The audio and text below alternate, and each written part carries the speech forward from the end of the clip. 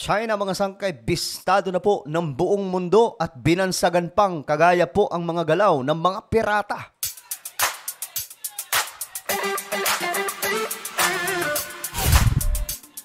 Magandang oras po sa lahat ng ating mga kababayan, sa lahat po ng mga solid sangkay na nanonood ngayon. Sa oras na to, no, pag-usapan po natin itong patungkol po sa China. Na ngayon, mga sangkay, mismo ang international napapansin na po kung papaano po ang behavior nitong mga kasundaluhan po nila. At nakaraan lamang mga sangkay, napakalaking iskandalo ang naganap doon po sa West Philippine Sea. Itong ginawa po ng China. At ngayon mga sangkay, sikat na sikat po sila. Pag-usapan po natin, no? Bago tayo magpatuloy, paki-subscribe po muna yung ating YouTube channel. So, ayan po, 1.23 million subscribers na po tayo dito sa YouTube. Parami po tayo ng parami. Paangat po tayo ng paangat. Kaya naman kung hindi ko po nakakapag-subscribe, please subscribe my YouTube channel. Makikita nyo po yung subscribe button sa ibaba. Pindutin nyo lamang po yan, tapos i-click nyo yung bell at i-click nyo po yung all. Okay? Sa mga nanonood naman po sa Facebook, huwag kalilimutan na i-follow ang ating Facebook page. Alright, mga sangkay. Pag-usapan po natin ito ngayon. South China Sea clashes. Sabi po dito, China-Philippines. Dito mga sangkay, sa report na ito, nabansagan po ang China na kagaya daw po ang ginagawa ng mga pirata. Ito, international to mga sangkay ha.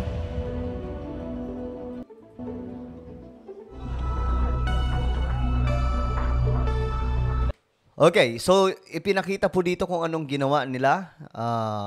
Nakita na po natin ito mga sangkay siguro. Ayan po. Mistulang mga pirata din talaga yung ginawa nila eh, no? Ayan, no? Ayan, no? Tingnan niyo naman yan mga sangkay. Mistulang mga pirata din talaga eh, no? Grabe, palala ng palala ito. Yan. Ngayon, eto na, mga sangkay. Sabi po dito, only pirates do this. Mga pirata lang daw po ang gumagawa ng mga kagaya po nun. It is the most dangerous escalation in the South China Sea so far. Pinaka delikadong pangyayari mga sangkay sa South China Sea. Itong ginawa po ng China ngayon. What you just saw happened on Monday.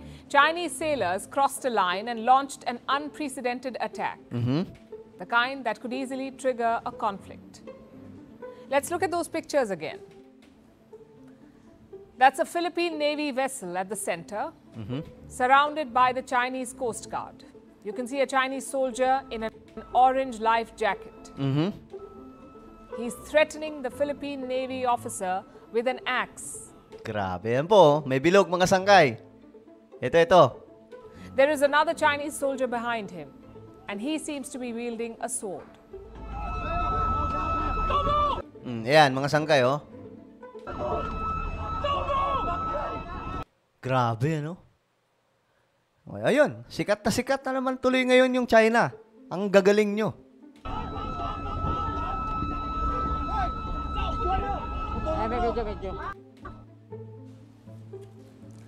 And from here, the situation deteriorated. Chinese troops deployed tear gas. They hurled rocks.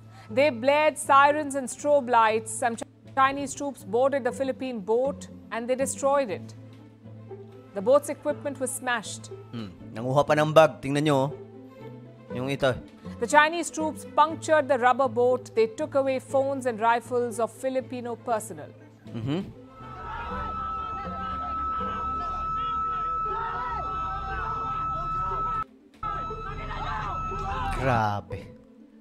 Grabe talaga tong ginawa ng China.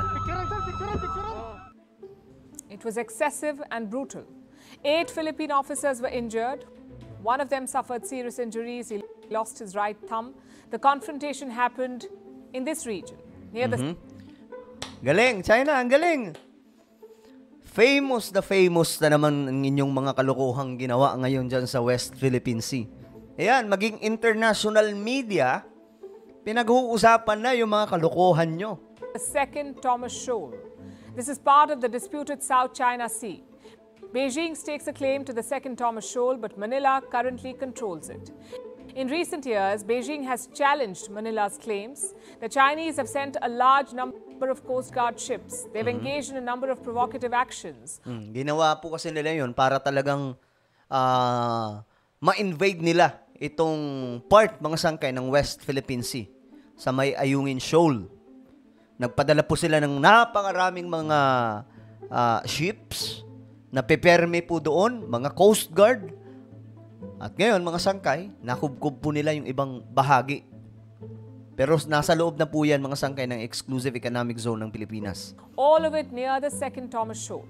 They've rammed into Manila's ships. They've fired water cannons at them. The Chinese have tried to establish a blockade around the shipwreck, the Sierra Madre. Yan. Ito po yung warship natin, mga sangkay, na sira na, pero andyan pa rin. Ito po yung nagiging detachment ng Pilipinas dyan po sa Ayungin Shoal. This is a World War II era ship. It was deliberately marooned by the Philippines in the 1990s, mainly to assert its claims on the second Thomas Shoal. The Philippines has stationed Marines on it, on the shipwreck. They have Grabe, no? Saludo din talaga ako sa mga sundalong to eh. Mabuhay kayo, sir. Ibang klase yung katapangan na ginagawa ng mga to. Sila po yung nagbabantay, no, dyan sa Ayungin Shoal. Sila po yung pinapadalhan dyan ng napakaraming supply. Kita nyo mga sangkay, may mga balbas na po yung mga yan. Malayo po sa kanilang pamilya. No? Pero talagang willing sila na magsilbi para sa ating bayan. Yan po yung kanilang sinumpaang tungkulin. Marines, and these Marines need supplies. So every now and then, Manila sends a boat or a ship with supplies for the soldiers. China has actively tried to block these missions, these supply missions. And Monday's events are a sign. The Chinese are resorting to more aggressive tactics, the same strategy that they've used with India on the Himalayan border. The same? Ano sabi? Kaparehas ng ginawa daw nila sa India. Monday's events are a sign. The Chinese are resorting to more aggressive tactics, the same strategy that they've used with India on the Kaparehas na estratehiya na ginawa daw nila sa India. Kaya nga lang, mga sangkay, ang India pumalag. Kasi mayroon din po silang problema sa border. Muntikan nga pong pasukin din ng China itong Indian Ocean. Kaya nga lang, pinadalhan kaagad ng India ng napakaraming warship. Himalayan border. More aggression, more provocation. Since 2020, Indian and Chinese troops... Ayan. Kita nyo, mga sangkay, sa India yan. Sa border. Clashed on more than one occasion in Ladakh. This is along the line of actual control, or LAC. Yan, kamuntikan na rin yan, mga sangkay. Mga sundalo po yan ng India. And here too, Sa the border. Chinese use sticks and rods to attack. Now they're doing the same with the Philippines and justifying it to boot. The Philippines, in defiance of China's warnings, insisted on trespassing on Rinai Reef in China's Nansha Islands. This is the direct cause of the incident. Ako naniniwala na rin talaga ako na malaking ano to ng China. Kumbaga may ginagawa pong kalokohan nitong China. Kasi hindi lamang po sa Pilipinas nila ginagawa ito. Ginagawa po nila yan sa Japan. Ginagawa po nila yan sa India. Kaparehas sa kaparehas mga sangkay. Kaya nga lang, ang pagkakaiba lang, ang India at Japan pumapalag. Ang Pilipinas, sa totoo lang, nagpapaawa lamang po tayo eh. Wala po tayong maipalag mga sangkay kasi wala naman po tayong kagamitan dyan na pandigma eh. Pero kung magbabarikada po dyan yung mga kasundaluhan natin, wala naman po magagawa itong mga Chinese. Alangan naman, persahin po nila yan. The Chinese Coast Guard at the scene has taken professional law enforcement measures with Ang Chinese Coast Guard daw, ginagawa lamang po ang pagiging professional. Kumbaga yung kanilang ano dyan eh, professional pa raw po. Ang galing eh, no? Mukhang pirata na nga po. Mukha pang professional yun. Which aimed at stopping the illegal supply mission by the Philippine vessels, and no direct measures were taken against the Philippine personnel. They say they acted with restraint. If using knives and axes is restraint, what is excess? Where is the restraint in boarding naval ships without permission and then wrecking and looting them? The Philippines says only pirates do this. And we couldn't agree more. This is an act of aggression by China, and they don't seem to be interested in de-escalating tensions. Over the weekend, there was a fresh provocation. China introduced a new law. It gives the Chinese Coast Guard sweeping powers. It allows them to seize foreign ships and detain their crews. They can be kept in Chinese custody for up to 60 days. And that too without a trial. The Philippines is a clear target of this new law, and their president has issued a warning to China. If by a Ito, no, May 31, mga sangkay. willful act on a Filipino, not only serviceman, but even a Filipino citizen, by if a Filipino citizen is killed by a willful act, that is, I think, very, very close to what we define as an act of war. Yan, mga sangayong warning. May mutual defense treaty po tayo sa Amerika, Philippines and US. So kapag nangyari mga sangkay daw na mayroon pong pinatumba itong mga Chinese, yun daw po ay maituturing na act of war. Handa kaya rin ang China na pumasok sa gera, mga sangkay? Handa ba silang lumubog ang kanilang ekonomiya kung sakaling magkakaroon ng digmaan ng Amerika at China? Di ba? And therefore, we will respond accordingly. If the Chinese Coast Guard arrests any Filipino, it will be like an act of war. That's how President Marcos Jr. sees it. And he has support from Washington. The US has condemned the Chinese attack. They've called it, and I'm quoting, irresponsible and escalatory. The Americans have a defense treaty with the Philippines, a treaty that was signed in 1951. It's the Mutual Defense Treaty. It says that if any one of them is attacked by a third party, both countries will help each other. Okay. And after the Chinese attack this week, Washington has reaffirmed its commitment to this pact. It's reckless, and it threatens regional peace and stability. And finally, this escalatory incident is the latest in a series of provocations by the PRC to impede critically needed supplies from reaching service members stationed at the Sierra Madre, and those actions reflect consistent disregard for the safety of Filipino lives and for international law in the South China Sea.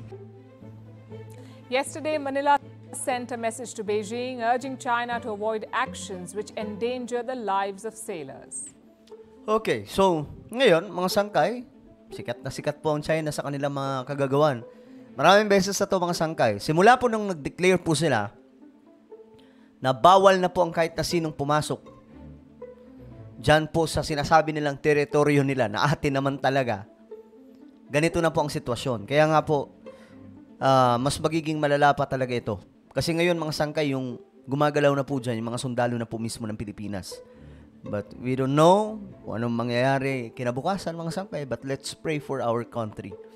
Let's pray for our Philippine forces na ingatan at gabayan po sila ng ating Panginoon. Kasi karamihan naman po dito sa mga Chinese, wala po yan Diyos no? So ano po ang inyong opinion?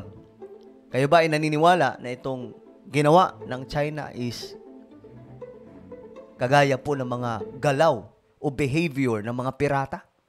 I-comment po sa ibaba ang inyong mga opinion. Meron po akong isang YouTube channel. Ito po ay Sangkay Janjan Daily. Dito po ako nag-upload mga sangkay na mga video, mga vlog po natin, mga lakad po natin, at kung ano-ano pa mga nakakatuwang video. Hanapin nyo lamang po sa YouTube, then click the subscribe, click the bell, and click all. Ako na po ay magpapaalam. Mag-iingat po ang lahat. God bless everyone.